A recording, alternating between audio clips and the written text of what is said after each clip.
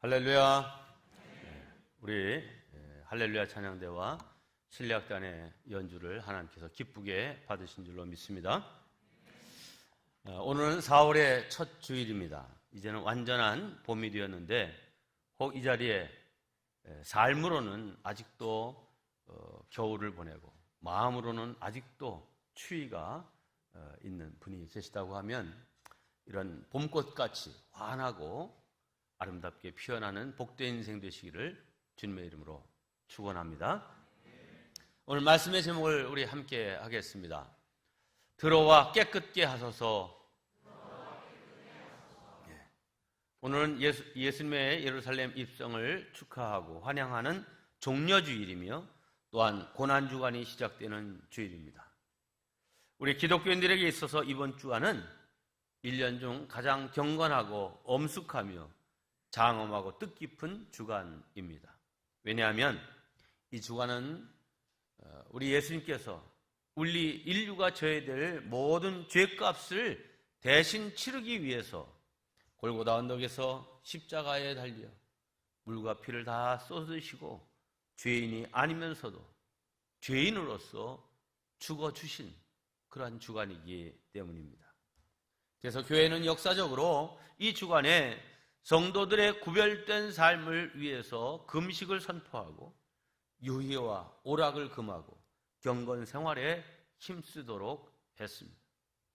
사실 우리는 365일 경건 생활을 해야 맞지만 특별히 예수님이 우리를 위해 고난당하신 이번 주간만큼은 그 주님의 고난에 참여하는 뜻에서 더욱더 예수님의 흔적, 십자가의 흔적을 내 삶에 새기기에 열심을 내야 할 것입니다. 이번 한 주간 동안 우리 모든 성도님들 적어도 하루 한 끼 이상 금식하시면서 세상의 즐거움으로부터 좀 물러나고 세상을 닮아가는 우리의 신앙을 말씀으로 치유하고 나태했던 기도 생활을 회복하고 빗나갔던 우리의 삶을 바로잡는 이 한 주간으로 삼으시기를 바랍니다. 이 고난주간에 특별히 금식을 강조하는 이유는 뜻이 있습니다. 여러분 금식 해보시면 그 한 끼만 금식을 해도요 계속해서 그 먹는 거에 대한 생각이 끊이지 않고 머릿속에서 떠나질 않습니다. 고통이 큽니다. 그런데 이 고통 속에서 빨리 이 시간이 지나서 그거 먹어야지 이렇게 생각한다면 그것은 금식입니다. 그냥 우리 신앙인이 하는 이 금식은 그런 배고픔과 고통이 올 때마다 나를 위해서 고난당하시고 죽으신 예수님을 기억하면서 나를 위한 그 사랑을 감사하는 기도를 드리고 네 주님, 나를 위한 주님, 나를 사랑하시는 주님, 나도 주님 사랑하겠습니다. 주님의 고난에 기꺼이 동참하겠습니다 하는 이런 마음을 가지고 이제 하나님을 섬기는 우리가 되어야 될 줄로 믿습니다. 이제 오늘 본문의 말씀입니다. 예수님의 예루살렘 입성과 빗나간 백성들의 기대입니다. 2000년 전 오늘 예수님은 나귀를 타고 예루살렘 성에 입성하셨습니다. 이때 이스라엘 백성들은 예수님을 로마의 식민지 치하에서 벗어나게 할 자신들의 왕으로 유다 나라를 회복할 메시아로 열렬히 환영하며 맞이했습니다. 자신들의 겉옷을 벗어 양탄자를 대신하고 또 이제 종려나무 가지를 꺾어 그것을 흔들며 왕의 호를 대신하여 힘차게 이제 소리 높여 호산나 하며 예수님을 맞이했습니다. 백성들은 이렇게 노래합니다. 호산나 다윗의 자손이여 찬송하리로다. 주의 이름으로 오시는 이여 가장 높은 곳에서 호산나. 여기 이 호산나라고 하는 말은 히브리어로 호시아나라고 하는 말입니다. 호시아라는 말과 나란 말이 합쳐진 말이죠. 호시아라고 하는 말은 구원해 주소서라고 하는 말이고요. 나라고 하는 말은 지금이라는 말입니다. 그러니까 이 히브리어 호시아나가 헬라어 호산나로 바뀌었는데, 이 호산나는 지금 우리를 구원하소서, 지금 구원하소서 라고 하는 그런 뜻입니다. 자, 이렇게 호산나를 외치는 이 군중들, 겉보기엔 참 아름다운 신앙 고백 같고 간절함이 묻어있는 부르짖음 같습니다. 그러나 안타깝게도 세속적인 동기 때문에 주님을 따랐던 제자들, 그래서 우의정, 좌의정을 바랬던 이 제자들과 다르지 않은 그런 호산나였습니다. 이 군중들이 예루살렘으로 입성하시는 예수님을 향하여 호산나라고 외친 것은 어서 우리를 이 로마의 압제와 고통으로부터 구원하소서라고 하는 그런 뜻으로 외친 것입니다. 그러나 예수님은 그들의 기대와는 전혀 다른 차원에서 인생의 왕으로 이 땅에 오셨습니다. 백성들이 기대했던 왕은 세속적인 정치적인 왕이요, 세상 문제를 해결해 주실 권세자로서의 왕이었습니다. 그러나 예수님의 관점과 사역의 초점은 하나님의 나라와 구원과 영생에 있으셨습니다. 결국 빗나간 기대로 인해 호산나를 외쳤던 이 군중들은 반대로 예수를 십자가에 못 박으라고 외치는 사람들로 돌변케 된 것입니다. 주님에 대한 바른 기대가 없으면 이런 엉뚱한 모습으로 나타나게 된다는 사실을 우리는 꼭 기억해야 할 것입니다. 자, 예수님의 성전 정화와 우리의 정화의 문제입니다. 이런 엇갈린 기대 속에서 예루살렘 성에 입성하신 예수님이 제일 먼저 찾아가신 곳은 어디입니까? 왕으로 입성하셨다고 하면 왕궁으로 가셔야 되겠죠. 그런데 예수님은 성전으로 가셨습니다. 그리고 그 성전에 들어가자마자 하신 일이 무엇이었습니까? 바로 성전 정화였습니다. 12절입니다.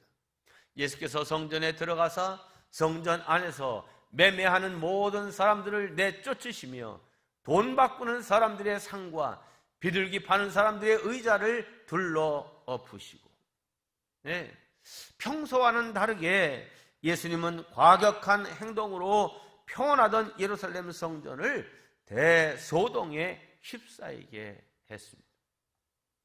그리고는 거친 음성으로 이렇게 말씀하십니다. 13절입니다. 그들에게 이르시되 기록된 바 내 집은 기도하는 집이라 일컬음을 받으리라 하였거늘 너희는 강도의 소굴을 만드는도다. 사람들의 눈에는 아무 문제 없어 보였는데 예수님은 불같이 화를 내셨습니다. 왜 그러셨을까요? 그것은 예수님의 눈에는 지금 이 성전 안에서 벌어지고 있는 일이 심각한 문제로 보였기 때문입니다. 어떤 문제가 있었습니까? 우리가 잘 아는 대로 하나님께 바쳐지는 제물은 흠 없고 온전한 제물이어야 합니다. 비둘기든 양이든 소든 아주 흠 없는 깨끗한 것입니다. 그래서 레위인이나 제사장이 제물로 드리기에 앞서 이게 온전한 제물인지를 검수하는 과정이 있었습니다. 이런 레위기의 율법을 빌미로 해서 양이나 비둘기를 파는 장사꾼들은 세속적인 이익을 탐하는 레위인과 제사장들과 결탁했습니다. 대부분 집에서부터 이제 끌고 온 양이나 비둘기 이런 것들은 다 이거 흠이 있다 하고 퇴짜를 넣는 거예요. 그리고는 성전 주변에서 파는 장사꾼들에게 산 재물만 합격시켰습니다. 그러니 더 비싼 값을 주고서라도 결국은 이 성전 주변에서 파는 이 제물을 사서 하나님께 드릴 수밖에 없었습니다. 또한 당시 예루살렘에는 먼 디아스포라에서 흩어져 살고 있던 유대인들이 이 예루살렘에 순례차 오는 사람들이 많이 있었습니다. 그들이 와서 하나님께 제사를 드리려고 할 때 제물을 구해야 되겠죠? 그럼 값을 지불해야 되는데 이제 그들이 가지고 있던 로마 화폐라든지 이런 건 받지 않았습니다. 오직 유대 화폐만 받았습니다. 그러니까 이제 그 성전 주변에는 로마 돈이나 다른 나라의 화폐를 유대 돈으로 바꿔주는 환전상들이 있었는데 어마어마한 폭리를 취하면서 이 돈을 바꿔주었습니다. 자, 이런 역기능적인 구조 속에서 생긴 부정한 돈들이 이제 많이 모였겠죠? 그러면 그렇게 장사하도록 편의를 봐주고 허용한 제사장과 레위인들에게 뒷돈을 이제 주는 것이었습니다. 그러니까 장사꾼이나 혹은 환전상뿐만 아니라 거기서 일하는 레위인, 제사장도 그야말로 딴재미를 보고 있었던 것입니다. 거룩한 성전 안에서 부패한 썩은 냄새가 코를 찌르고 있었습니다. 명분은 그럴듯했지만 그 실제와 속은 정반대였던 것입니다. 여기서 우리는 이 성전 정화 사건 속에서 오늘 우리의 모습을 살펴봐야만 할 것입니다. 주님께서 오늘의 교회와 목회자와 성도들을 보실 때 너희들에게는 아무 문제가 없구나, 오케이다, 이렇게 하실 것인지, 너희들에게는 세속적인 부패한 냄새가 나지 않는구나, 이렇게 인정하실지, 아니면 너희들도 과거 예루살렘 성전에 있던 그 무리들과 똑같구나, 이렇게 평가하실지 우리 자신을 잘 살펴야 한다. 사랑하는 성도 여러분, 주님의 이러한 질문 앞에 자신 있게 대답할 수 있는 교회와 성도들이 되시기를 주님의 이름으로 축원합니다. 여러분, 예수님이 십자가에 달려 돌아가셨는데 누가 왜 예수님을 십자가에 매달아 죽였습니까? 우리가 고백하는 신앙 고백 속에는 빌라도에게 고난받으사 십자가에 달려 죽으셨다, 이렇게 고백하고 있습니다. 그러나 사실은 예수님을 십자가에 달아 죽인 것은 빌라도도 아니고 로마 군인도 아닙니다. 여러분, 우리가 아는 대로 빌라도는 오히려 예수님을 놓아주려고 했고 풀어주려고 했던 사람입니다. 그러면 누가 예수님을 십자가에 못 박아 죽이라고 했습니까? 그것은 로마 사람이 아니라 유대 사람들이었습니다. 유대인들 중에서도 특별히 교회의 지도자였던 바리새인과 서기관들, 그리고 제사장과 같은 종교 지도자들이 앞장서서 예수를 죽이려고 했습니다. 왜 예수를 그렇게 죽이려고 했고, 왜 그렇게 예수님을 싫어했습니까? 그 이유는 앞서 말씀드렸던 대로 예수라고 하는 이 존재가 당시 종교인들에게는 불편한 존재였기 때문입니다. 장사꾼들과 환전상들은 폭리를 취하고 레위인과 제사장들은 뒷돈을 챙기면서 성전 안에서 딴재미를 보고 있었다고 말씀드렸는데, 그렇다면 우리 하나님을 믿는 사람들이 정말 추구하고 누려야 할 재미가 무엇입니까? 아니, 그런 재미가 있기는 한 것입니까? 네, 있습니다. 아무렴요. 우리가 성전 안에서 누릴 진정한 의미와 재미는 이런 것들입니다. 우리가 신령과 진정으로 예배드리고 찬양하며 누리는 은혜와 감격의 재미가 있습니다. 하나님의 말씀을 듣고 공부하며 깨닫는 재미가 있습니다. 깊은 기도 속에서 하나님의 세미한 음성을 듣게 되고 또 우리가 기도한 바 그 기도가 응답받는 그런 재미가 있지 않습니까? 우리가 추구해야 될 재미는 바로 이런 재미입니다.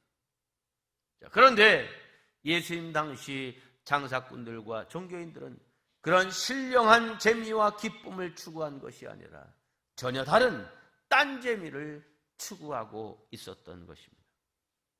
예수님은 이런 그들의 모습을 그냥 넘어가지 않으셨습니다. 장사꾼들의 의자와 상을 둘러 엎으셨습니다. 환전상들의 그 돈을 흩어 버리셨습니다. 그리고 큰 소리로 너희들은 기도하는 집을 강도의 소굴로 만들고 있다고 꾸짖으셨습니다. 이 사건은 아주 극적인 장면이지만 예수님은 공생애 내내 이러한 부패한 종교 지도자들과 하나님의 이름을 앞세워 자기의 명예와 이익을 높이려는 자들을 책망하셨습니다. 그러니 당연히 그들로부터 미움을 받게 되셨고 그들이 앞장서서 예수님을 십자가에 못 박으라고 외쳤던 것입니다. 성도 여러분, 예수님과 함께 하는 것이 불편한 사람, 예수님이 가까이 있으면 내 가식과 위선이 드러나지 않을까 겁나는 사람, 예수님이 가까이 오시면 나에게서 나는 구린내가 예수님이 맡으시게 되는 건 아닐까라고 생각되는 이런 인생이 되어서는 결코 안 될 것입니다. 예수님이 그 속을 들여다보셔도 부끄러움이 없고 오히려 이만한 믿음을 가진 사람을 내가 참 보기 어려운데 바로 이 사람이구나, 이렇게 칭찬 듣는 저와 여러분 그리고 우리 교회가 되어야 될 줄로 믿습니다. 예수님은 우리의 왕으로 우리 인생 속에 들어오시기를 원하십니다. 종려주일에 예수님이 왕으로서 예루살렘에 입성하셨습니다. 예수님은 구원을 완성하는 이 마지막 주간에 왕의 선포식을 하신 것입니다. 주님은 왕의 대관식 장소인 예루살렘에 조용히 숨어 들어가듯이 가시지 않았습니다. 대관식의 주인공으로서 또 경배받아야 될 최고의 왕으로서 군중들의 환영 속에 입성하셨습니다. 이 사건을 통하여 우리들에게 보여주시고 또한 알기를 원하시는 것이 무엇입니까? 그것은 그날 예루살렘 성의 왕의 권세를 가지고 입성하셨던 것처럼 오늘도 예수님은 우리 각 개인의 인생 속에 왕으로 들어오시기를 원하고 계신다는 사실입니다. 우리의 심령에, 우리의 신앙생활에, 우리의 삶의 현장에, 우리의 가정에, 그리고 우리의 교회에 왕으로 입성하시기를 간절히 원하십니다. 그러므로 우리는 왕이신 예수님을 다시금 환영하고 영접해 드려야 할 것입니다. 오늘 본문에는 들어가다라고 하는 말이 2번 반복되어 나옵니다. 10절과 12절입니다. 10절에서는 예수께서 예루살렘에 들어가시니 그랬고요. 12절에서는 예수께서 성전에 들어가사 되어 있습니다. 이와 똑같이 예수께서 우리 안에 들어가사, 내 심령에 들어가사 이 말이 기록되는 인생 되기를 원하신다 하는 말씀입니다. 네, 예수님이 예루살렘에 입성하셨던 것처럼, 예수님이 성전 안에 들어가셨던 것처럼 우리의 인생에도 들어오셔야 합니다. 예수님이 들어오셔야 내가 살고 구원받을 수 있습니다. 예수님이 내 삶 바깥에 계셔서는 절대로 구원받을 수 없습니다. 교회를 오래 다녔다고 해서 구원받는 것이 아닙니다. 교회의 문화에 익숙해졌고 사도신경을 줄줄이 외운다고 해서 구원받는 것 아닙니다. 반드시 예수님을 내 인생의 왕으로 구세주로 모신 자, 그가 구원받는 사람인 줄로 믿습니다. 당시 이스라엘 백성들과 종교인들이 그랬던 것처럼 우리도 오늘날 내가 신앙생활 그래도 하고 있지 뭐, 이런 식으로 별 문제의식 없이 혹은 이권에 약삭빠르게 그렇게 살아가고 있지는 않습니까? 여러분, 그럭저럭 문제없이 살아가는 듯 해도 빛이신 예수님이 내 속에 들어오시면 그 빛으로 인하여 우리의 모든 그 속이 다 밝히 드러날 것입니다. 예수님의 눈과 시각으로 우리 자신을 보게 될 것입니다.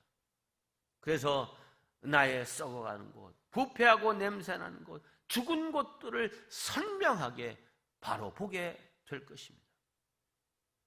아, 나에게 이런 심각한 문제가 있었구나. 아, 내 문제는 바로 이것이었구나 라고 하는 것을 깨닫게 됩니다. 여러분, 암이 무서운 이유가 무엇입니까? 대부분의 질병은 자각 증세가 있어서 그것을 알고 이제 고칠 수 있습니다. 그런데 이 암의 경우는 대개 자각 증상을 느낄 때는 암이 상당히 진행된 이후여서 참으로 치료할 기회를 놓치는 경우가 많은 것이 이 암입니다. 그래서 무섭습니다.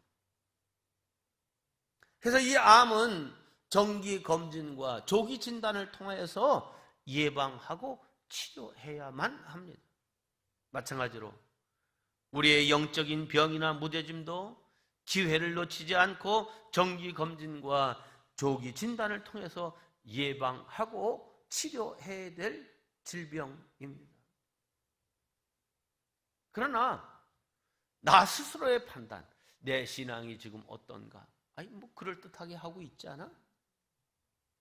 자신의 이성으로, 자신의 경험으로는 자기 자신을 바르게 진단할 수 없습니다. 예수님께서 내 인생에 들어오셔야 포장되고 꾸며진 모습이 아닌 자신의 본 모습과 본질을 바로 볼 수 있게 되고, 그래야 예수님 앞에 나는 주님의 구원이 필요한 사람, 주님의 은혜가 필요한 사람입니다, 주님의 용서가 필요한 사람입니다 라고 그 주님 앞에 무릎 꿇는 인생이 될 수 있는 것입니다. 바라기는 이 한 주간을 여러분의 영적인 정기 검진을 받는 기간으로 삼으시길 바랍니다. 또한 예수님을 나의 주인이시며 왕으로 모셔야 할 이유는 무엇입니까? 설령 자기 자신에게 뭐가 문제이고 어디가 썩어 있고 어디에서부터 냄새가 나는지를 알게 되었다 할지라도 자신의 노력과 결심으로 자기 인생을 새롭게 하거나 정결케 할 수는 없습니다. 오직 예수님이 우리 속에 들어오셔야만, 그분의 권세와 능력으로만 내 인생의 어두움과 불순종과 뿌리 깊은 죄의 습관들을 내쫓을 수 있는 줄 믿으시기 바랍니다. 주님께서 내 속에 들어오셔야 내 안에 있는 더러운 것들을 쫓아내고 정결하고 아름답게 만들어 주실 수 있습니다. 예수님 외에는 그 누구도 그 무엇으로도 우리를 새롭게 할 수 없습니다. 이러한 능력의 예수님, 권세의 예수님, 어둠을 물리치는 빛과 생명이신 예수님을 내 인생의 왕으로 모신 자라야 그 심령이, 그 가정이 새로움으로 생명을 누리게 될 것입니다. 그러므로 예수님을 사모하십시오. 그분을 환영하십시오. 그리고 그분을 왕으로 모셔드리십시오. 그리고 호산나, 주 예수여, 나를 지금 구원해 주소서, 나를 살려주소서 외칠 수 있기를 바랍니다. 예수님은 그 호산나, 진정한 의미의 호산나를 외치는 그에게 치료와 구원을 베풀어 주실 것입니다. 그러나 우리의 호산나가 예수님 당시에 그 군중들처럼 정치적인, 세속적인 그런 의미의 호산나라고 하면 예수님과 상관없는 인생이 되고 말 것입니다. 바라기는 진정 예수님을 삶의 주인으로, 왕으로 모셔드려 인생의 고침과 생명을 누리는 성도들 되시기를 주님의 이름으로 축원합니다. 이제 말씀을 마무리하겠습니다. 우리의 삶의 자리를 깨끗하고 경건하게 만들어 가십시다. 첫째, 우리의 마음 성전을 예배드리기에 합당하도록 깨끗게 합시다. 우리 마음속에도 구린내 나는 영리주의가 자리 잡고 있지는 않습니까? 그렇다면 이것부터 회개하고 깨끗게 합시다. 주여, 나로 온전한 예배자가 되게 하옵소서. 두 번째, 마음의 성전을 기도하는 곳으로 깨끗게 합시다. 네, 교회는 언제나 기도 소리가 울려 나와야 됩니다. 새벽에도, 낮에도, 저녁에도, 밤에도. 네, 우리가 그런 기도의 주인공이 되어서 내 삶이 기도로 이끌어지고 교회에 늘 기도하는 소리가 끊이지 않는 그런 교회로 만들어가는 저와 여러분 되시기를 바랍니다. 세 번째, 우리 마음의 성전을 축복받는 곳으로 깨끗게 하십시다. 오늘 본문에 이어지는 14절 말씀에는 이렇게 되어 있습니다. 맹인과 저는 자들이 성전에서 예수께 나오매 고쳐주시니, 성전에서 고쳐주시니. 누가? 예수님. 네, 예수님이 이 성전에서 병든 자들, 구원이 필요한 자들, 치유가 필요한 자들 주 앞에 나올 때 주님이 그들을 고치시는 이 역사를 이루실 수 있도록 우리가 이 성전을 주님이 거하실 만한 성전 되게 해야 할 사명이 있습니다. 교회가 교회다워지고 성도가 성도답게 깨끗하게 살면 하나님의 진정한 복이 임하는 교회, 하나님의 복을 누리는 성도 될 줄로 믿습니다.